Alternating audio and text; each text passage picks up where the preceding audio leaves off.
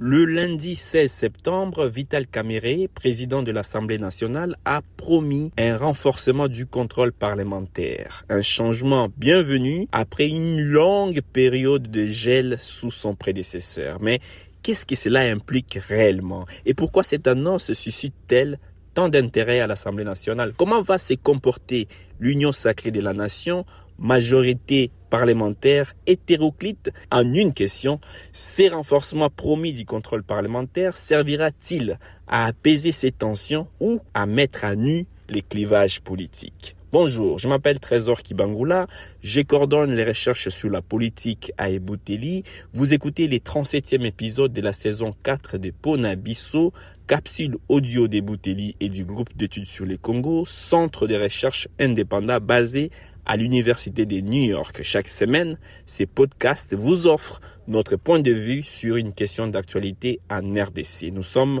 le vendredi 20 septembre 2024. En RDC, le contrôle parlementaire, pourtant crucial pour la démocratie, a été longtemps négligé. Selon les données collectées par Talatala, le baromètre de l'activité parlementaire et de l'action du gouvernement en RDC, entre septembre 2020 et décembre 2023, au moins 177 moyens de contrôle et d'information, 88 questions orales avec débat, 50 questions écrites, 16 questions d'actualité, 18 interpellations, une motion de censure et 4 motions de défiance, 177 moyens de contrôle et d'information donc ont été introduits par les députés durant la précédente législature. Mais seulement 11 de ces initiatives ont été effectivement examinées, soit à peine 6% des moyens de contrôle et d'information déposés. On comprend alors pourquoi la promesse de Vital Kamerhe de renforcer le contrôle parlementaire suscite des attentes, mais aussi des craintes.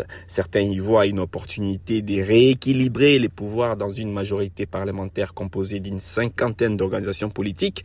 D'autres craignent que ces contrôles ne soient qu'un instrument pour gérer les frustrations internes. Dans son discours d'ouverture, Kamerhe a annoncé son intention de s'appuyer sur la Cour des comptes et l'Inspection générale des finances, institutions appelées, je cite, à soutenir le contrôle parlementaire grâce à leur expertise. Cependant, la question clé reste de savoir si ces moyens institutionnels de contrôle, l'Assemblée nationale, Cour des comptes, IGF entre autres, jouiront de l'indépendance et des ressources nécessaires pour jouer leur rôle sans interférence. Si ces institutions sont sous pression ou influencées par les acteurs politiques dominants, leur capacité à exercer un véritable contrôle pourrait être compromise. Cela soulève également la question de savoir comment le contrôle parlementaire pourrait aller plus loin dans un contexte où les mandataires des entreprises publiques seront choisis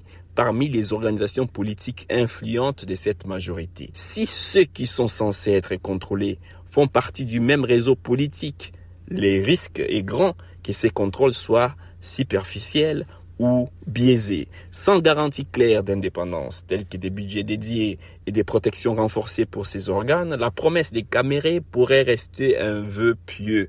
Le rôle de la société civile sera également déterminant. Les ONG, les médias, les partenaires internationaux devront veiller à ce que le contrôle parlementaire soit plus qu'un symbole, en renforçant la transparence et en informant le public des résultats.